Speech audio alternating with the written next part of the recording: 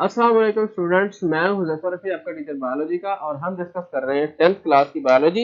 आज का जो हमारा लेक्चर है वो हमने डिस्कशन करना है डिसऑर्डर, बेसिकली जो रेस्पिरेटरी डिसऑर्डर्स हैं उनको हम आज डिस्कस करेंगे और देखेंगे कि उनमें क्या क्या चीज़ें जो हैं कॉमन पाई जाती हैं। बड़ा इंटरेस्टिंग एक चीज़ है इसके अंदर, जो रेस्पिरेटरी डिसऑर्डर्स हैं तो बड़े इंटरेस्टिंग इस हवाले से हैं। तो उनमें से बहुत सारे तो कॉमन जो है हमारी सोसाइटी के अंदर रन करते हैं, पाए जाते हैं। वालेकुम सलाम जैनब, राजा और बाकी तमाम स्टूडेंट्स जितने भी मौजूद हैं, सब बच्चों को welcome to campus dot P K. तो अब हम देखते हैं हमारे पास जो है रेस्पिरेटरी डिसऑर्डर में क्या क्या चीज़ें हैं। ठीक है, वालेकुम सलाम जुनैरा और मोहम्मद तलहा। अच्छा जी बेटा, जरा सुनिएगा थोड़ा सा इंट्रोडक्शन इस हवाले से। मैं यहाँ पे मेंशन कर रहा हूँ, पेज नंबर हमारे पास 11 है, पेज 11। और टॉपिक हमारे पास है जी रेस्पिरेटरी डिसऑर्डर। ये हमारे पास रेस्पिरेटरी डिसऑर्डर है कि सांस लेने के जो मसाइल हैं वो कौन कौन से हैं और उनको किस तरह से ट्रीट किया जाता है, क्या उनके सिम्टम्स हैं, क्या इलामात हैं। वजीफा वालेकुम सलाम, हफ्ता अब्दुल्ला वालेकुम सलाम। और कौन से बच्चे नहीं आए जी? मोहम्मद तलहा तक तो अल्लाह रे, वालेकुम सलाम बेटा जी। उसके बाद अब्दुल्ला अब्दुल्ला राजा, रिजा, आई थिंक रिजा, हाँ ठीक है, इट्स ओके। तो थोड़ा लिखा भी छोटा होता है, पता भी नहीं चलता बाजू का। अच्छा जी, तो बेटा जी ये आज का हमारा लेक्चर है। मैंने थोड़ा सा आपको ब्रीफ किया है, इसके बारे में आज हम पढ़ने जा रहे हैं। जल्दी जल्दी जरा कैंपस पे आ जाएं ताकि हम डिटेल से इसको स्टडी कर सकें। ठीक है बेटा जी, तो आज हमारे पास जो टॉपिक है वो है रेस्पिरेटरी डिसऑर्डर। कशफ वालेकुम सलाम, अब्दुल्ला बासित। बहुत सारा अब्दुल्ले बहुत सारे अब्दुल्ले हैं अब्दुल्ला है। असल में एक बात चले आपको बताता चलूं, किसी का नाम भी अब्दुल्ला है तो पूरा नाम लिया करें। ये तो ऑब्वियसली पूरा से अब्दुल वहाब है तो सिंपल वहाब ना करें। अब्दुल रहमान है तो सिंपल रहमान, वो अल्लाह ताला का सिफाती नाम है। तो हम अल्लाह ना करे कहीं शिरक में वो जो है शामिल ना हो जाए, क्योंकि इन शिरक अला जुल्मुन अजीम, बेशक शिरक सबसे बड़ा जुल्म है। हर एक गुनाह की माफी है, शिरक की माफी नहीं है, ये बात याद रखिएगा। इसलिए आपके कजन या कोई भी रिलेटिव में इस तरह के नाम है जो अब्दुल रहमान, उसे आप सिर्फ रहमान कह दें या अब्दुल अहद सिर्फ अहद कह दें तो वो मुनासिब नहीं है। थोड़ी सी मुश्किल है ना अपने लिए, कोई बात नहीं। ठीक है, अब नाम रखा वही चलेगा ऑब्वियसली। ठीक है, वेयर इज योर ग्लासेस, आपको कैसे पता है तो सही, लेकिन अब कभी कभार बस लगा लेते हैं, ऐसे ही टाइम ही नहीं होता। असल में आना होता है तो अब हेलमेट के अंदर पहले मास्क लगाओ, कान वो पहले खिंचे होते हैं बेचारे, तो फिर उसके ऊपर ऐनक लगा लो। कान है क्या है अजीब, मतलब क्या आप आपको बताएं। अल्लाह का बंदा, बिल्कुल बेटा जी अच्छा सर, अब्दुल्ला बासित। अब्दुल्ला बासित आपका नाम है, अब्दुल बासित नाम है? मुझे अभी तक क्लियर नहीं हुआ। Aqua you are that cloud book है, ये क्या किस लैंग्वेज में बात हो रही पता नहीं चलता मुझे। फातिमा वालेकुम सलाम। चलिए जी बेटा, नंबर ऑफ स्टूडेंट्स काफी हमारी स्ट्रेंथ हो गई, जितने स्टूडेंट रेगुलर होते हैं। तो बेटा आप अपने डिस्कशन को क्लोज करें। नाइन्थ में मैंने चैट क्लोज कर दी थी, तो ऑब्वियसली आपकी भी करनी पड़ेगी अगर आप अब्दुल्ला बासित है। चलिए ठीक है, थैंक यू बेटा जी, जज़ाकल्लाह। रेस्पिरेटरी डिसऑर्डर का जरा इंट्रोडक्शन पढ़ते हैं, उसके बाद ब्रोंकाइटिस पे हम चलते हैं। सर लास्ट ईयर के स्टूडेंट हुआ। अच्छा अच्छा अच्छा अच्छा, ठीक ठीक ठीक ठीक ठीक, मुझे याद आ गया थैंक यू बेटा जी, वेलकम। वह हसन वालेकुम सलाम बेटा जी। अच्छा ये देखिए, देर आर, चले बेटा आप कंसंट्रेट करें, मैं बोर्ड पर डायग्राम्स भी बनाऊंगा और सारा कुछ आपको बताऊंगा। There are number of respiratory disorder which affect peoples. ये जो कोरोना वायरस है ये भी एक रेस्पिरेटरी डिसऑर्डर है, क्योंकि ये लंग्स के साथ एसोसिएटेड, यहीं से इसका काम स्टार्ट होता है। ठीक है सर, एल्डर कहते हैं कि स्टैंड होकर खाना ना खाएं वाई, हाँ खड़े होकर खाना नहीं खाना चाहिए, बैठ के खाना चाहिए। इस पर फिर कभी डिस्कस करेंगे जब हमारा टॉपिक आएगा गले वाला या स्टमक वाला। तो बहुत सारे इसका साइंटिफिक एविडेंस मौजूद है। खाना खाते हुए बातें नहीं कर, मैंने आपको बताई है ना, साथ साथ जब टॉपिक आता है मैं चीजें बताता हूँ, इस तरह फिर वो टॉपिक साइड हो जाता है। बैटरी लो है में सर। अच्छा जी, हमारे पास the percentage of such disorder is particularly high in Pakistan. इस तरह के लोगों की परसेंटेज पाकिस्तान में हाई है, खास तौर पर जो स्मोकिंग करते हैं ना, स्मोकिंग करने वाले लोगों में बहुत सारे रेस्पिरेटरी डिसऑर्डर हो सकते हैं, और बहुत ज्यादा, क्योंकि उनके लंग्स है ना वो वीक हो जाते हैं। जो स्मोकर्स होते हैं उनके लंग्स वीक हो जाते हैं, धुआं भर भर के काले हो जाते हैं, पता नहीं क्या क्या करते थे। It is due to the more concentration of air pollutants not only in the urban but also in the rural atmosphere। खास तौर पर पाकिस्तान के अंदर एयर पोल्यूटेंट्स बहुत सारे हैं। इस पर अगर मैं बात करना चाहूँ तो पूरा दिन भी गुजर जाए तो कम है टाइम। तो पाकिस्तान के अंदर बहुत सारे एयर पोल्यूटेंट्स है, हवा साफ नहीं है, हम ये कह सकते हैं, ठीक है। इस वजह से डिसऑर्डर बहुत ज्यादा है, ना सिर्फ शहरों में बल्कि गाँव में भी यही सूरत है। Some of the important respiratory disorder, अब थोड़ा सा आपको इसका बताते चलो कि पाकिस्तान में ना हर तीसरे बंदे को कोई ना कोई रेस्पिरेटरी एलर्जी है, डिसऑर्डर है, ठीक है। किसी को माइनर है, किसी को सीवियर है, क्रॉनिक है, एक्यूट है, वगैरह वगैरह। अब मैं आपको बताऊं, हमारे यहाँ अब मुल्क हमारा ही है, हम ही रहते हैं, हमारा ही बिहेवियर है। मैं अभी एक प्रोग्राम देख रहा था, उसमें बताया कि ना एक बंदा जो है वो बाइक, उसने एक्सपेरिमेंट किया है किस्म का ना, बाइक में पिछले टायर में ट्यूब डलवाई, बिल्कुल न्यू, उसने कहा हवा नहीं भर रही। ट्यूब डलवाने के बाद वो 2 दुकानें छोड़ के अगली दुकान पे गया है, उसने कहा भाई टायर पंचर हो, टायर पुराना ही था पिछला, कि टायर पंचर हो गया, इसको पंचर लगा दे। अब ट्यूब तो नहीं थी, सिर्फ हवा नहीं भरवाई, 2 कदम चलने से कुछ भी नहीं होता। उसने खोल लिया जनाब, थोड़ी देर बाद, अच्छा मैं जरा ना वो काम जा रहा हूँ थोड़ा सा, मैं आता हूँ। वो बंदा वापस आया, कैमरे शैमरे लगाए हुए थे, बाद में से पूछा हाँ जी भाई, कहता ये 2 पंचर लग गए, इतने पैसे दे। वो कहता अब पकड़ा गया, कहता कि भाई आपने क्या किया, मैं तो वहां से, ये देखो मेरे पास रसीद है, पर्ची है, मैं उस दुकान से तो ट्यूब डलवा के 2 कदम चला, तुम कह रहे हो पंचर होगा, ये कैसे हो गया। अब आगे से उसकी बात सुने, कहता शुक्र करे मैंने 2 निकाले, मैंने 4 ही निकाले। चेक करो भाई, कमाल की बात ये है। मतलब हमारे यहाँ ना पाकिस्तान के अंदर हर बंदे को जितना करप्शन का मिलता है ना चांस, वो उतनी कर लेता है। अब एक मजदूर या एक वो जो है जो बाइक को पंचर लगाने वाला है, अब उसके पास जितना का है उसने उतना कर दिया। देख ना, ये हमारा एक अलमिया है, ठीक है। तो इसलिए आपको जो है ना वो करना चाहिए। इसी तरह पाकिस्तान के अंदर एक अथॉरिटी है जो एयर कंट्रोल करती है, मतलब हवा को कंट्रोल नहीं, मतलब एयर पोल्यूशन को कंट्रोल करती है, ठीक है। ये एनवायरमेंट प्रोटेक्शन एजेंसी के नाम से, ठीक है। वो क्या कर, उनके जो ऑफिसर होते हैं, हम जैसे लोग ही होते हैं, वो क्या करते हैं, जाते हैं किसी कंपनी में, जी आपकी फैक्ट्री धुआं छोड़ रही है, इसको फिल्टर लगाएं, धुआं छोड़ने तो हम बंद कर देंगे, सील कर देंगे। फिर सर बैठे तशरीफ रखें, आपको खाना खिलाते हैं, आपको पानी पिलाते हैं, ये 2 लाख रुपए बच्चों के लिए फल ले जाएगा, हद हो गई भाई, कमाल की बात है ना। अब वो 2 लाख लेगा, जेब में डाला, ठीक है सर कोई बात नहीं, आप चलाएं, अल्लाह खैर करे। अब वो फिल्टर आपने अगर लगाने थे तो वो 2 लाख के 1 महीने बाद फिर 2 लाख के लगाने, वो साल में आपके 12 लाख के चले जाने, ज्यादा चले जाने। फिल्टर, धुएं को फिल्टर करने वाले फिल्टर होते हैं, उनकी एक लिमिट होती है कि उसके बाद वो दोबारा काम नहीं करते।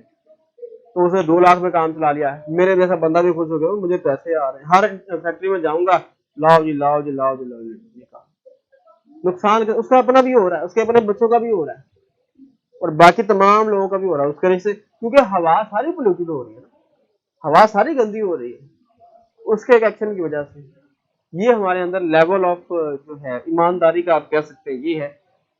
तो बेटा जी अपने डिस्कशन को जरा क्लोज करें और चलें ये टॉपिक की बात करते हैं। ये है कि एनवायरमेंटल प्रोटेक्शन एजेंसी के वाले से बात की आपको, तो सारे नहीं ऐसे हैं, लेकिन चंद एक जरूर हैं ऐसे, मतलब जो मुझ जैसे लोग अंदर घुस जाते हैं और काम इस तरह के कर जाते हैं, ठीक है।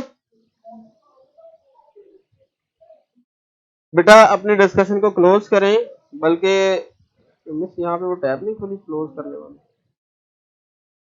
मिस चैट क्लोज कर दो, चैट क्लोज कर दो। नहीं बेटा अब आपसे ना चैट क्लोज में कर रहा हूँ, तो आप लोग जरा तहम्मुल से बैठे, और अब एंड पे जो 5 मिनट है वो आपसे क्वेश्चन में लूंगा, ठीक है। हमारे पास जो रेस्पिरेटरी डिसऑर्डर है वो सबसे पहला क्या है जी, ब्रोंकाइटिस है, ठीक है। ब्रोंकाइटिस क्या है, it is a disease of lungs, इसे हम बेसिकली क्या कहेंगे जी, it is a disease of bronchi, इसी हवाले से इसे हम कहते हैं ब्रोंकाइटिस, ठीक है। मैं यहाँ पे मेंशन कर रहा हूँ,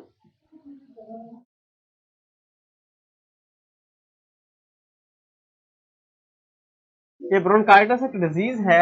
इसके अंदर हमारे पास, अब देखिएगा जरा यहाँ पे, ये हमारे पास क्या है जी, मेन डक्ट है जिसे हम कहते हैं trachea, this is the C shape cartilage present inside it. उसके बाद क्या जी, हमारे पास इसके नीचे से क्या होती है जी, 2 में कन्वर्ट हो जाती है, एक इधर को और एक इधर को, ऐसा ही है। इनको हम क्या कहते हैं कि ये क्या है जी, ये ब्रोंकाई है। ठीक है, ले जी यहाँ से भी हम इसे कट कर लेते हैं, यहाँ से भी हम इसे जो है वो कट कर लेते हैं, क्योंकि हमने सिर्फ इसी का स्ट्रक्चर अभी देखा। ये भी सी शेप का। अब इसमें से ये भी सी शेप कार्टिलेज होंगी, यहाँ से इसमें से हमने ये चेक करना है कि किस पोर्शन में क्या इन्फेक्शन हुआ और उससे किस वजह से इसमें मसला आ रहा है, क्या मसला आ रहा है। बेसिकली अगर हम इस इतने हिस्से को देखें, ये वाला हिस्सा, और इसको हम बड़ा करके देखें और देखते हैं हम इसका टीएस, ट्रांसवर्स सेक्शन, ये आपके पास डक्ट है ब्रोंकाइटिस, ठीक है, सॉरी ब्रोंकाई, ये उसकी इनर वॉल है, इनर एपिथेलियल और आउटर लेयर दोनों ही, ठीक है, ये वॉल। अब इसके अंदर जो है वो सी शेप कार्टिलेज भी मौजूद है, ये इस तरह करके, ठीक है, सी शेप कार्टिलेज भी मौजूद है, और साथ साथ इसमें से हवा जो है वो इन हो रही है और आउट हो रही है, दोनों दोनों ही काम हो रहे हैं, हवा आउट और इन दोनों काम कर रही है, एयर मूव हो रही है। ठीक है, अब आपको पता है हवा के साथ साथ में कुछ पार्टिकल्स भी होते हैं जो हमारी बॉडी में चले जाते हैं, उसमें से कुछ बैक्टीरिया भी होते हैं और कुछ और भी पार्टिकल इस तरह के होते हैं जो इन्फेक्शन करने वाले होते हैं। Bronchitis is an inflammation of bronchi or bronchioles. It results excessive secretion of mucus into the tube, leading to the swelling of tubular wall and narrowing the tube. नहीं जी, अब जो ये इशू है ना, अब कुछ खास पार्टिकल्स होते हैं या बैक्टीरिया या किसी वजह से इन्फेक्शन हो जाए, आमतौर पर बच्चों को और ज्यादा एज वाले लोगों को ये कॉमन हुआ रहता है, जैसे सर्दी की वजह से नजला जुकाम या कुछ या इस तरह से, वो बेसिकली कोई ना कोई इन्फेक्शन होता है। कुछ बैक्टीरिया इस तरह के होते हैं, हवा में मौजूद होते हैं, वो हम जब इनहेल कर लेते हैं तो हमारे अंदर इम्यूनिटी इतनी नहीं होती कि उनको, मतलब फॉर एग्जांपल अगर 10-12 बैक्टीरिया तो हमारी बॉडी ने खत्म कर दिए, अगर 2000 बैक्टीरिया एक जगह से ऐड हो गए, उनको खत्म तो नहीं कर सकते ना इतनी जल्दी, तो उसके ऊपर डिजीज हो जाती है। उसमें क्या होता है, आउटर वॉल यही रहती है जो बाहर वाली है, लेकिन जो इनर वॉल होती है, जो इंटरनल स्ट्रक्चर है, वो डिस्टर्ब हो जाता है, वो इस तरह से स्वेल हो जाएगा अंदर की तरफ को, और थोड़ी सी कैविटी जो है वो बाकी बच जाएगी सांस लेने के लिए। तो इसलिए ऑब्वियसली क्या होता है, दो काम हुआ, एक तो ये है एक्सेसिव लॉस, दो चीजें हैं जी, एक क्या है जी एक्सेसिव सेक्रेशन, यहाँ से कुछ इसके अंदर ना लिक्विड मटेरियल और पस टाइप मटेरियल भी भर जाता है समटाइम, और बाकी क्या है जी इन्फ्लेमेशन हो जाती है। ये जो अंदर की तरफ अब देखें ना, एक इतना बड़ा पाइप है, इसमें से हवा गुजर रही है, ठीक है, एक पाइप क्या है जी वो श्रिंक हो गया बिल्कुल, अब ये पाइप इतना सा रह गया, आप कह सकते हैं यहाँ से थोड़ा थोड़ा, तो इतना सा पाइप है, अब इसमें जब हवा गुजरेगी तो हवा के लिए रास्ता तो कम हो गया ना, हवा के लिए रास्ता कम हो गया, प्लस में क्या जी म्यूकस रिलीज होती, अब म्यूकस में कुछ इस तरह के एंटी बॉडीज होती है जो इन्फेक्शन को खत्म करने के लिए, मतलब जिससे इन्फेक्शन हुआ ना, कभी भी आपकी बॉडी में इन्फेक्शन हो ना, आपके WBC बढ़ जाते हैं, ब्लड टेस्ट करते हैं ना, पता चल जाता है इसकी बॉडी में इन्फेक्शन है। वो किस तरह जी, WBC का बढ़ना क्या है कि आपकी आर्मी बढ़ रही, फॉर एग्जाम्पल इन केस अल्लाह ना करे ऐसा हो, पाकिस्तान की जंग लगती है इंडिया से किसी भी मुल्क के साथ, ठीक है, हो नहीं तो ऑब्वियसली इधर ही है, तो क्या होता है आर्मी तो सारी लग गई काम पे, हम एडिशनल आर्मी जो है वो भर्ती करने लग जाएंगे फौरन से, गवर्नमेंट ऑर्डर देगी जितने पुलिस मैन है उनको ट्रेनिंग देके फौरन भेजा जाए, बॉर्डर पे भेजा जाए, हम कहेंगे कि जितने 1122 के फोर्सेस के लोग थे उनको हम बॉर्डर पे भेजें, रेंजर, इस तरह तमाम जितने भी अवेलेबल आम आवाम के लिए भी आप ये टेस्ट पास करें, आपको आर्मी में हम ज्वाइन करें, आपको बॉर्डर में, तो मतलब उसमें जरूरत। इसी तरह जब इन्फेक्शन होता है ना बॉडी में, कोई भी पार्टिकल आया, कोई बैक्टीरिया आया, कोई चीज आई ज्यादा आ गई, अब सारी आर्मी उधर लग गई, पीछे से ब्रेन ने ऑर्डर दिया भाई आर्मी की और जरूरत है, फौरन से नए सेल्स बनना शुरू हो गए जो डिफेंस सेल कहलाते हैं, जो व्हाइट ब्लड सेल्स कहलाते हैं, तो उनकी अमाउंट हमारे ब्लड में फौरन बढ़ जाती है। इसका मतलब है कि वो बढ़ इसलिए गए हैं, कहीं पे कोई जरूरत है तो फौरन से वहां पे जाएं और अटैक करके उनको खत्म करें। ये ना हो कि हम उतने ही नंबर रहे और बैक्टीरिया या कोई भी जो आने वाले पैथोजन वो अटैक करें हमारी सिस्टम को डिस्ट्रॉय कर दे। तो इसलिए इन्फेक्शन के टाइम पे बैक्टीरिया और चीजें बढ़ जाती है, तो उसके नतीजे में बैक्टीरिया के बढ़ने की वजह से हमारे जिस्म में जो एंटी बॉडीज हैं और इस तरह की चीजें और डिफेंस सिस्टम में जाग जाता है, सोया हुआ फौजी जाग जाता है, आप कह सकते हैं।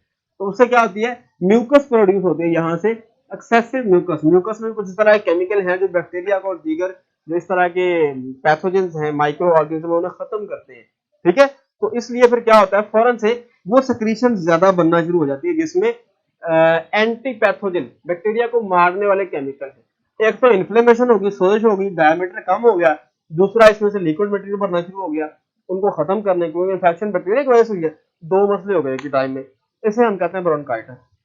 ठीक है, ये कुछ लोगों को मतलब ये डिपेंड करता है इम्यून सिस्टम पे बेसिकली, एक खास बैक्टीरिया की वजह से होती है और वायरसेस की वजह से भी हो सकती है, इसे हम रीड आउट करते हैं। ठीक है, ये बेटा देखिएगा, leading to the swelling of the tubular wall and narrow the tube. Narrow का मतलब होता है तंग होना, नैरो द ट्यूब, ट्यूब जो है वो तंग हो जाती है। ये नॉर्मल है, हवा आ रही है जा रही है, कोई इसमें हवा आ जाए लेकिन बहुत कम एरिया, मतलब एक पाइप इतना बड़ा आपके पास था और एक पाइप इतना सा है तो उसमें से हवा तो कम गुजरेगी ना, जबकि बॉडी की रिक्वायरमेंट के मुताबिक ये बने, इतनी हवा गुजरेगी तो बॉडी को ऑक्सीजन मिल सकती है, इतनी गुजरेगी तो सांस फूल जाएगा, लंबे लंबे सांस, तेज तेज सांस होंगे पेशेंट की, ये कंडीशन होगी। ठीक है, इट इज काजेड बाय, अच्छा जी अब मार्क करेगा, ब्रोंकाइटिस इज अ इन्फ्लेमेशन यहां से लेके नैरोइंग द ट्यूब यहां तक। व्हाट इज ब्रोंकाइटिस, या what do you know about bronchitis.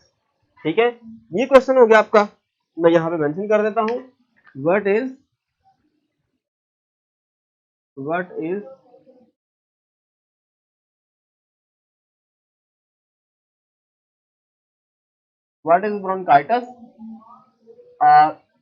Next हमारे पास क्या है, एक क्वेश्चन ये है, व्हाट आर सिम्टम्स या काजेस, काजेस लिख देते हैं, काजेस लिखेंगे, काजेस ऑफ ब्रोंकाइटिस।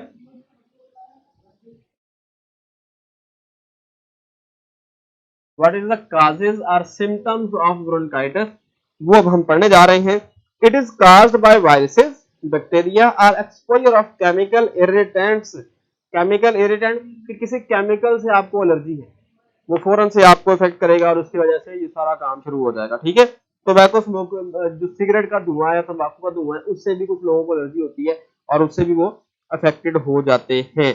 ठीक है जी, नेक्स्ट देखिएगा पेज, नेक्स्ट हमारे पास है जी, हाँ जी, मार्क करेंगे, there are two major types को अंडरलाइन कर रहे हैं, टाइप्स है, types of bronchitis. There are two major types of, अब ये कहां तक है क्वेश्चन आता है, what are the types of bronchitis. अगर लॉन्ग आएगा तो आपने ये सारे क्वेश्चन इकट्ठे मिला के लिख देने हैं और साथ में डायग्राम भी बनानी है। शॉर्ट आएगा तो जो पोर्शन आपसे पूछा गया वही पोर्शन आप लिखेंगे।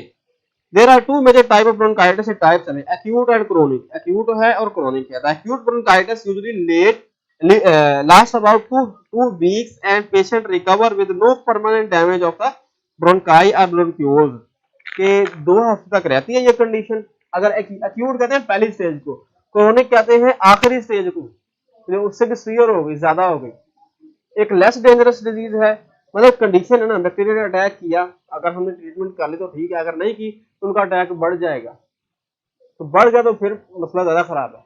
एक्यूट जो है सबसे पहली जो है एक्यूट ब्रोंकाइटिस है, उसमें यह है कि अभी डैमेज इतना ज्यादा नहीं हुआ, हम रिकवर कर जाएंगे, 2 हफ्ते तक रहेगी। मेडिकेशन आपको लेनी पड़ेगी, एंटीबायोटिक मेडिसिन, या आपके इम्यूनिटी अपने इंप्रूव करना पड़ेगा। ठीक है, in chronic bronchitis the bronchi develop chronic inflammation, it is usually last for 3 months to 2 years, ये 3 महीने से लेकर 2 साल तक रह सकती है। अगर आपको इस तरह की डिजीज होती है फौरन डॉक्टर से रजू करना चाहिए, उसकी proper medicine with the administration and with the recommendation of your doctor, जिसने आपको जो रिकमेंड किया उसके अकॉर्डिंग आपको वो लेनी चाहिए। ठीक है, नेक्स्ट सिम्टम्स, हाँ जी, सिम्टम्स ऑफ ब्रोंकाइटिस इंक्लूड, हाँ सॉरी, ये सिम्टम्स नहीं, काजेज और होते हैं सिम्टम्स। काजेज कहते हैं वजूहात, सिम्टम्स कहते हैं अलामात। काजेज का मतलब किस वजह से हुई, सिम्टम्स मतलब अलामात क्या है, देखने से क्या पता चलेगा जी वो क्या है, वो देखिएगा जी, ये इसको मार्क करें symptom. What are the symptom of bronchitis, symptom of bronchitis include a cough, mild wheezing, cough कहते हैं खांसी को, माइल्ड वीजिंग, माइल्ड का मतलब हल्की सी, वीजिंग सीटी की आवाज, सांस के साथ खर खर की थोड़ी सी आवाज आना, तो क्योंकि वो तंग हो गया ना, नैरो हो गया रास्ता, तो हवा जब गुजरती है तेजी के साथ गुजरती है, जब तेजी के साथ गुजरती है तो वो फ्लैप्स बन गए उनके दरमियान, सीटी की आवाज आती है हल्की सी। ठीक है, वीजिंग साउंड, ठीक है, माइल्ड वीजिंग साउंड जब रेस्पिरेशन होती है। फीवर बुखार होता है, चिल्स, बुखार क्यों होता है जी, जब भी कोई अबनॉर्मैलिटी होती है, बुखार, बॉडी टेम्परेचर हाई कर लेती है कि शायद इस वजह से बैक्टीरिया या कोई चीज जो ऐड हुई है ना वो खत्म हो जाए, और होती भी है इस तरह। चिल, चिल का मतलब चिल होना, मौज करना, सर्दी लगना भाई ठीक है। एंड शॉर्टनेस ऑफ ब्रीथ, सांस की तंगी, सांस का तंग होना, specially when doing hard job, खास तौर पर उस वक्त जब आप कोई ऐसा काम कर रहे हो जो हार्ड जॉब हो, जो ज्यादा मुश्किल काम हो। ठीक है बेटा जी, ये आपको सारे क्वेश्चन में मार्क करवा दिए। साइड बॉक्स देखिएगा जरा इसी तरफ, पेज नंबर 12 पे, the majority of people diagnosed with chronic bronchi are 45 year of age or older। 45 साल या उससे ज्यादा, ये एक आपका एमसीक्यू से मार्क करें, एमसीक्यू है, इंपॉर्टेंट नॉलेज भी है कि 45 साल या उससे ज्यादा के लोगों में ये ब्रोंकाइटिस जो है 45 ईयर पे जो है ये शुरू होता है या शो होता है इसके सिम्टम। उसकी रीजन क्या, 30 ईयर तक तकरीबन शुरू से लेकर 30 साल तक आप में डेवलपमेंट होती है। आपने जो खाया, हड्डियों को जितना मजबूत किया, जितना कैल्शियम खाया, जितना दूध पिया, जितनी डाइट खाई, वो आपकी बॉडी का पार्ट बने, आप मजबूत हो रहे हैं। 30 साल के बाद, 35 के बाद आप स्टॉप हो जाते हैं, आपकी ग्रोथ नहीं हो रही, कोई चीज हड्डी मतलब हड्डी टूट गई जुड़ जाएगी, लेकिन ऑन द लेटर से 45 के बाद आप में डीजेनरेशन स्टार्ट होती है, नीचे को आना। इस तरह हर चीज के ये मार्कर है ना, इसकी एक एक्सपायरी डेट है, 2 साल 3 साल 10 साल ये पड़ा रहेगा, उसके बाद ये खत्म, ये बुरा हो जाए, इसकी एक्सपायरी डेट है, खत्म होना शुरू हो जाएगी। इंसान की भी एक्सपायरी डेट है, ये उसकी डेथ है। तो जैसे ही आप 45 से आगे पहुंचते हैं तो आपकी इम्यूनिटी जो है वो वीक होना शुरू हो जाती है। जिस तरह कोरोना वायरस जो है 50 या मोर देन 50 पे अटैक कर रहा है, क्योंकि उनकी इम्यूनिटी वीक है। समझ आ रही है बात। उनमें से भी जो लोग गांव में रहते हैं या इधर उधर, उनकी इम्यूनिटी माशाल्लाह से बड़ी स्ट्रॉन्ग है, पाकिस्तान के अंदर भी बहुत सारे लोगों की बड़ी स्ट्रॉन्ग है, लेकिन जिनकी वीक है उन पे ऑब्वियसली अटैक करता है। ठीक है, अब ब्रोंकाइटिस भी इसी तरह की एक डिजीज है जो इम्यूनिटी रिलेटेड है, क्योंकि सांस हमने लेना ही लेना, सांस में डिफरेंट तरह के जरासीम हवा में मौजूद है, उन्हें हम खत्म नहीं कर सकते।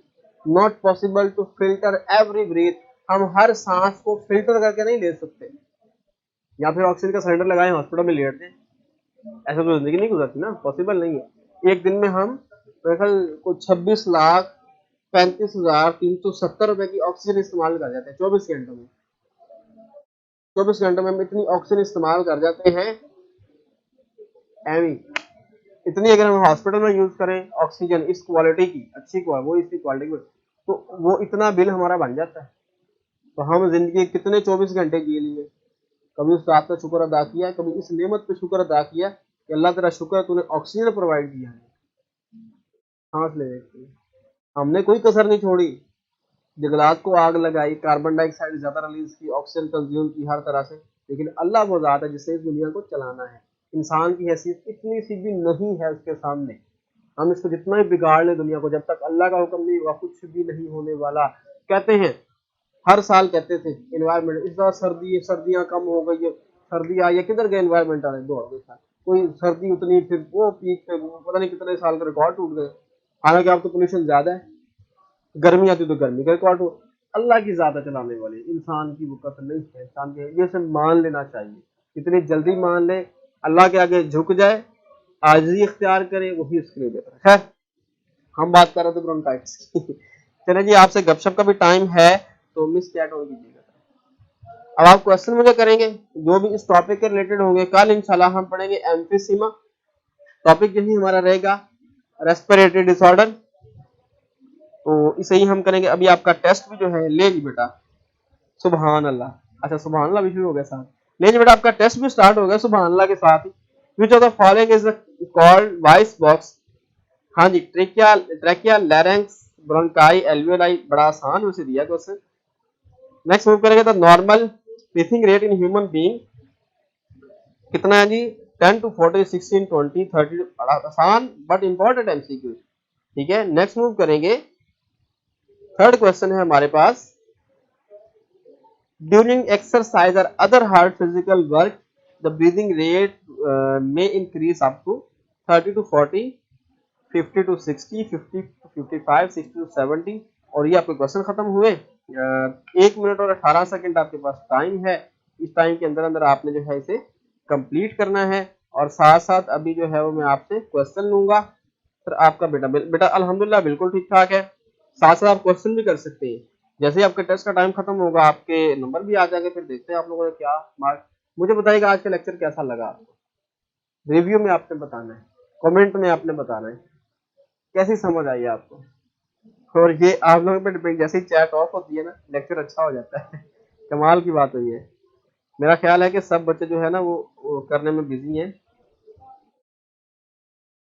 सर आपका बेटा, बेटा अल्हम्दुलिल्लाह मेरा बेटा बिल्कुल ठीक ठाक है, अब काफी स्टेबल है पहले से ना। पहले जरा डिस्टर्बेंस थी, दांत निकले, अब जरा थोड़ा सा बेहतर हो गया, ठीक है। बरल एसी के बगैर नहीं रहता वो, एलर्जी सी हो जाती है फौरन से, उसको पता नहीं दाने निकल आते हैं। तो एक आपके लिए और अच्छी खबर है कि मैंने टीचर असिस्टेंट से रिकमेंडेशन जो है इजाजत ले ली है।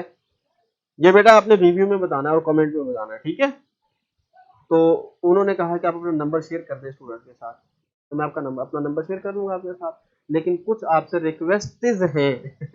रिक्वेस्ट ये है कि आपने, एक तो ये है ना, मुझे मैसेज करें जो मर्जी करें, कोई इशू नहीं। यदि आपके टेस्ट का रिजल्ट आकर 33333 और how can it possible, Mohammed Talha ने एक नंबर लिया, बाकी तो सबने पूरे नंबर लिए। ऑब्वियसली ये क्या हो गया है।